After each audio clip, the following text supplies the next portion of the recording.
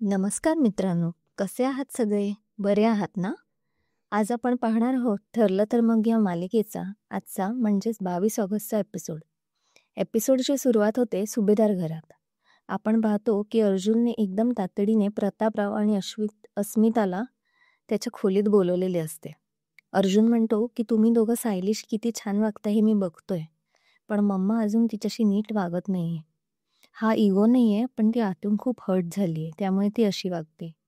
अस्मिता म्हणते, पण मम्माचं वागणं कसं बदलायचं?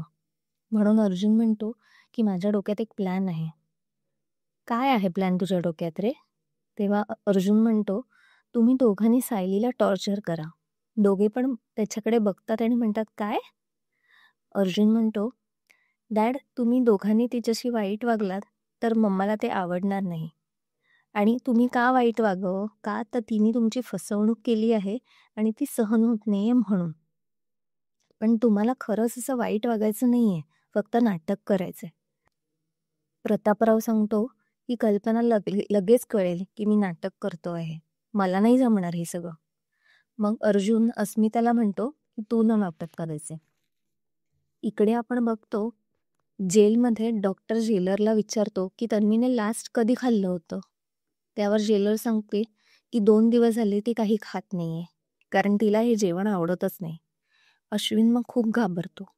म्हणतो तिची आता शुगर खूप लो झाली असणार आहे, हिला ताबडतोब हॉस्पिटलमध्ये शिफ्ट करायला लागेल. इकडे अस्मिता म्हणते की मी काय तिच्याशी आधी एवढी वाईट वागत नव्हते, पण प्रतापराव म्हणतो की आधी ज्या चुका केल्यास ना त्याचं प्रायश्चित समज आणि हे नाटक कर. मग अस्मिता म्हणते, पण खरं आहे की जर मम्माने सायलीला एक्सेप्ट केलं तर ही तन्वीसाठी खूप मोठी शिक्षा ठरेल. मी करेन हे, जमेल मला. मग तेवढ्यात सायली तिकडे येते आणि विचारते, काय काय जमेल तुम्हाला? काय प्लॅन करताय तुम्ही? सगळे तिला बघून एकदम सपापतात आणि म्हणतात, आम्ही ना एक गेम खेळतोय, त्याच्यासाठी प्लॅन करतोय. मग सायली म्हणते, मला पण घ्या ना या गेममध्ये, मला पण खेळायचंय. त्यावर अस्मिता म्हणते की तुला काय आमच्या गेममध्ये एवढा इंटरेस्ट? सगळ्यात नुसती नाक खुपसत असते. आता मित्रांनो, अस्मिता एकदम रोलमध्ये गेली आहे तिच्या प्लॅनच्या. आणि अस्मिता म्हणते की मला नाही खेळायचं, आता सगळ्यात तू येतेस, जाते मी. सायली तिला समजावण्यासाठी तिच्या मागून जाते. मग प्रतापराव म्हणतो की आपल्या प्लॅनमध्ये लोक वाढवायला हवीत. जर अस्मिता कल्पनाला सायली विरुद्ध भडकवते तर सायलीला जवळ आणण्यासाठी कोणतरी हवं, आणि ती व्यक्ती म्हणजे प्रतिमा.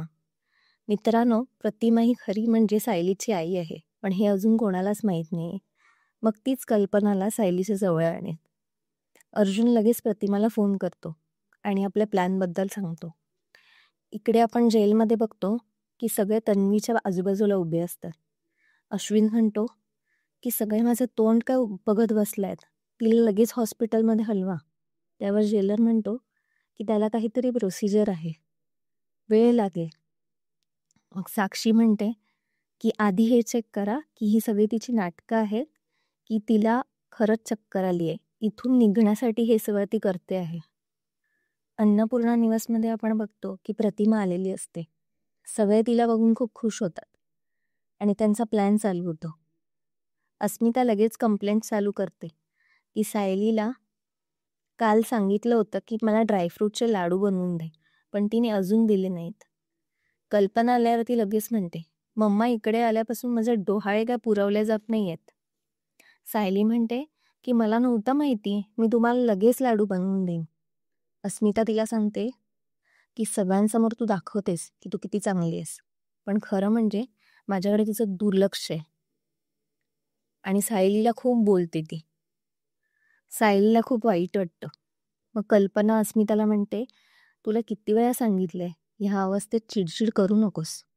अर्जुन म्हणतो, बघ ना मम्मा, अशीच माझ्या बायकोला किती बोलत राहते अस्मिता ते.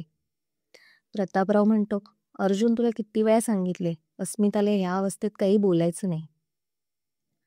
इकडे आपण बघतो की जेलमध्ये जेलर म्हणतो साक्षीला की ती नाटक करते की नाही हे आम्ही ठरवू. साक्षी म्हणते, नाहीतर काय, फक्त मॅन्युप्युलेट करते बस. मग अश्विन अचानक तिला ओरडतो आणि म्हणतो, मॅन्युप्युलेट तू करतेस. जेलरला म्हणतो की जर तुम्ही इथून हिला हॉस्पिटलमध्ये नाही हलवलं तर तुमचं दिल कशी चालते आणि कैद्यांना कसे वागवतात हे सोशल मीडियासमोर मी दाखवेन. मग जेलर लगेच घाबरून तन्वीला हॉस्पिटलमध्ये नेण्याची प्रोसिजर चालू करतो. इकडे सगळे सायलीला ओरडत असतात की तू लाडू का नाही बनवलेस. मग प्रतिमा लगेच सायलीची बाजू घेऊन बोलते की ती बोलली आहे ना, मग ती बनवेल लाडू. सायली म्हणते, बाबा तुम्ही तरी समजून घ्या की मी असं कधीच करणार नाही. ती रडायला लागते की बाबा तुम्ही आता असे वागलात तर मला सहन होणार नाही. प्लीज तुम्ही तरी समजून घ्या. सगळ्यांना मनामध्ये वाईट वाटत असतं, पण प्लॅन असल्यामुळे सगळे काहीच बोलत नाही. अर्जुन म्हणतो मनात की बायको थोडा धीर धर, आता वाईट वाटेल पण पुढे आनंद आहे. मित्रांनो, आजचा भाग इथेच संपतो. आजचा भाग कसा वाटला हे नक्की कमेंट्समध्ये कळवा हां. पुढील भागात दाखवतात की प्लॅनप्रमाणे अर्जुन, अस्मिता आणि तिचे वडील सायलीला टॉर्चर करत असतात आणि जेवणावरून उठून निघून जातात. मग सायली म्हणते की जर कोणी जेवलं नाही तर मी 3 दिवस अन्नपाणी त्याग करेन. पण तरी सगळे जातात निघून. सगळे गेल्यावर कल्पना सायलीला ताट वाढून देते आणि म्हणते की तू जेव.